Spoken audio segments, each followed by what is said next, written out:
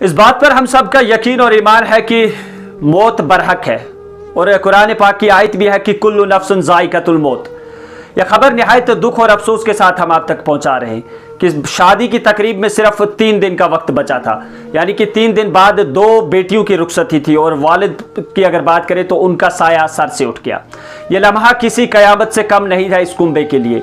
मैं आपको बता दूं कि बारामूला के एक इलाके से यह खबर निकल कर आ रही है कि 2 बेटियों की रुखसती में सिर्फ 3 दिन का वक्त बचा था और उनके वालिद साहब जो है वो वफात पा गए, इस दुनिया से जो है वो अलविदा हो गई। ये लम्हा जो है वो इनके कुंबे के लिए काफ़ी मुसीबत की घड़ी है, लेकिन अल्लाह पाक को जो मंजूर था होना वैसा ही था, क्योंकि अल्लाह पाक ने शायद यही लिखा हो कि डोली से पहले जो है वो इस वालिद की कहीं ना कहीं जो है वो मैयत उठनी थी।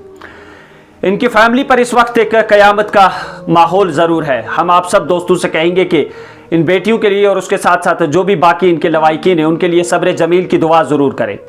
और उनके अलावा इस शख्स की जिसकी रूह कब्ज़ हो गई है, जिसकी मौत हुई है, उसके लिए भी जो है वो जन्नतुल फिरदौस की दुआ करें कि अल्लाह पाक जो है वो उन्हें जन्नतुल फिरदौस में आला से आला मुकाम अता फरमाए।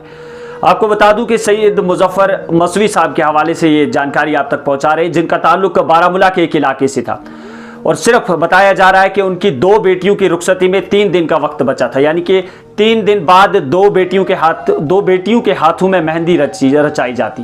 लेकिन अल्लाह को मंजूर कुछ और था, अल्लाह ने जो है वो कुछ और लिखा था। उससे पहले ही जो है वो वालिद साहब की वफ़ात हो गई।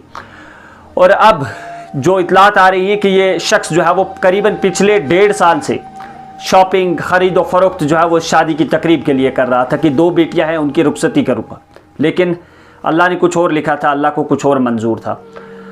और जो हमारे पास जानकारी है उसके मुताबिक एक मुख्तसर से अलालत के बाद ये शख्स इस दुनिया फ़ानी को अलविदा कह गए। सिर्फ 3 दिन का वक्त बचा था, 11 सितंबर को इनकी इन बेटियों की रुखसती होनी थी।